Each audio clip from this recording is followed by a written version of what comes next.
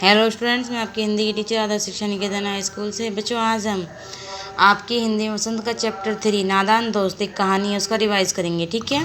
तो बच्चों, आप सभी को पता है कि ये कहानी है और इस कहानी के राइटर या लेखक जो है वो है मुंशी प्रेमचंद जी। ठीक है। तो इस कहानी में क्या होता है, केशव और श्यामा नाम के दो भाई बहन होते हैं और उनकी दीवार की जो कंगनी होती है उस पर चिड़िया ने अंडे दिए थे। और वो जो दोनों बहन भाई थे बड़े ध्यान से चिड़िया को वहाँ आते जाते देखते थे। अंडे जो थे बहुत ऊंचाई पे रखे हुए थे, इसलिए वो उन्हें देख नहीं पाते थे।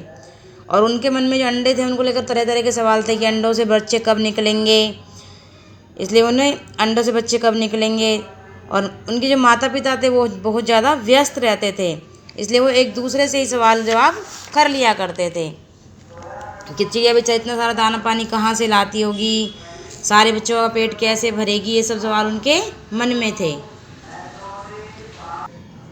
वे जो है चिड़िया को ये भी देखना चाहते थे कि धूप से कैसे बचाएं, इनके लिए दाना पानी हम कैसे रखें।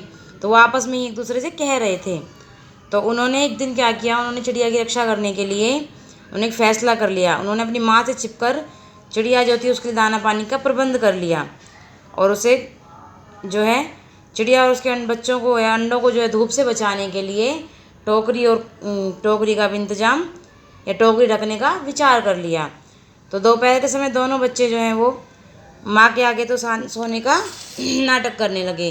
तो जब उनकी माँ सो जाती है तो दोनों ने किवाड़ खोले और जाकर केशव कमरे में से स्टूल लेकर आया और उसे नहाने की चौकी लगाकर उस पर चढ़ गया और सामान से जो है सामान पकड़ा दिया। अब दोनों बच्चों ने देखा कितने अंडे हैं, तो केशव ने बताया कि 3 अंडे हैं। तो बहन भी जो थी उसकी श्यामा वो देखना चाहती, लेकिन केशव ने उसे दिखाया नहीं। उसने उन बच्चों पर टोकरियाँ ढक दी और उनको कपड़े पर रख दिया।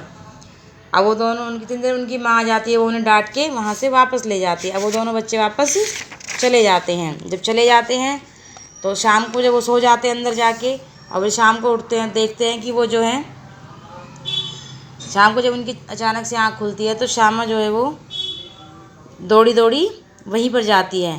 तो वो देखती है कि टोकरी का कुछ भी पता नहीं था और वो आकर अपने भैया को बताती है कि भैया भैया अंडे नीचे पड़े हैं, बच्चे उड़ गए। तो केशव जो घबरा कर उठता है और देखता है कि 3 अंडे तो टूटे पड़े हैं और उनमें से चूजे जो है बाहर निकल आए हैं और जिन्होंने पानी की जो प्याली रखी थी वो अलग से पड़ी हुई है। तो दोनों बहन भाई बहुत बुरी तरह से डर जाते हैं। तो श्यामा जो थी वो पूछती है भैया बच्चे कैसे उड़ गए होंगे, कहाँ उड़े होंगे। तो केशव जो उनसे कहता है अंडे तो फूट गए। तो श्यामा कहती है और बच्चे कहाँ गए।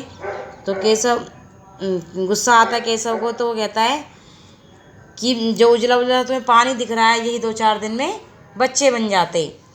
तो माँ ने दोनों को फिर डांटा और उनसे कहा कि तुम दोनों में धूप में क्या कर रहे। तो श्यामा ने कहा अम्मा चिड़िया के अंदर तो टूट पड़े हैं और भैया ने तोड़े हैं। मतलब उसने सब बातें अपनी माँ को बता दी। तो उसकी माँ ने बताया कि तुम लोगों को पता नहीं था कि अगर चिड़िया के बच्चों को अगर छू लेते हैं या उनके अंडों को छू लेते हैं, चिड़िया फिर उन अंडों को नहीं सहती है और वो उन्हें फेंक देती है।